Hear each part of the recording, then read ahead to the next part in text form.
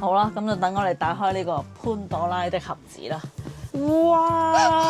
跌晒啲落嚟啦！勁靚啊！終於係一個少女友嘅衣櫃啦！即刻回春10年。大家好，我係朱姑奶，我而家就喺姑咪咪屋企嘅門口啦。今日姑咪咪話約我上嚟食飯喎。大家記唔記得上次我哋咧已經嚟咗姑咪咪屋企打掃清潔咧，去嗰個廚房同埋浴室啦。嗰時候姑咪咪同我講：哇！我而家愛上咗打掃啦，我都要整理好個衣櫃啊！嗰條片已經過咗幾個月啦，我都睇死佢應該仲未整理好佢個衣櫃㗎啦。咁藉住今次呢條片，借姑咪咪嘅衣櫃嚟教大家點樣整理收納啦。Hello， Welcome， 做乜笑咁間嘅？嗨，大家好，我係姑咪咪。做乜行過嚟呢邊嘅？做咩？姑咪咪，我今日諗住突擊你個衣櫃啊！你上次咪話過你會整理嘅衣櫃嘅？我唔理啦。好啦，咁就等我哋打開呢個潘朵拉的盒子啦。喂！哇！跌晒啲落嚟啦！點解係塞住咗開唔到嘅？可唔可以解釋下究竟放咗啲乜嘢啊？我唔知係咩嚟嘅。哦，姑咪咪啊，你呢個衣櫃係真係一個好好嘅教學題材啊！多謝你啊，姑咪咪。我就係知道總有一日我哋會需要呢個題材，所以我係用咗7、7、10、19日去準備嘅。一定係啦。總之啊，你目標今日要執好呢個衣櫃啊 ！Go！ 相信大家都聽過斷捨離呢3個字啦。其實斷捨離咧就係我哋收納咧嘅第一步嘅。理性啲嘅方法咧就係咧，我哋可以分咧你呢啲衫咧係屬於中意啊、唔中意啊、常着啦同埋唔常着，咁啊分咗4大類咁樣嘅。咁日本咧有個收納師咧叫做近藤麻理惠，其實係佢咧就係創咗呢個斷捨離出嚟噶嘛。咁佢咧就有個咧斷捨離方法咧係比較感性啲、直覺啲嘅，就係當你望住呢樣嘢，你覺得佢呢件嘢有冇俾你一個心動嘅感覺？哦 Yes， 你覺得佢如果係一個男人嘅話，你會唔會對佢心動心跳？我覺得愛啊唔可以咁樣咧去俾分，所以我覺得我要用第一個理性方式去分類。好。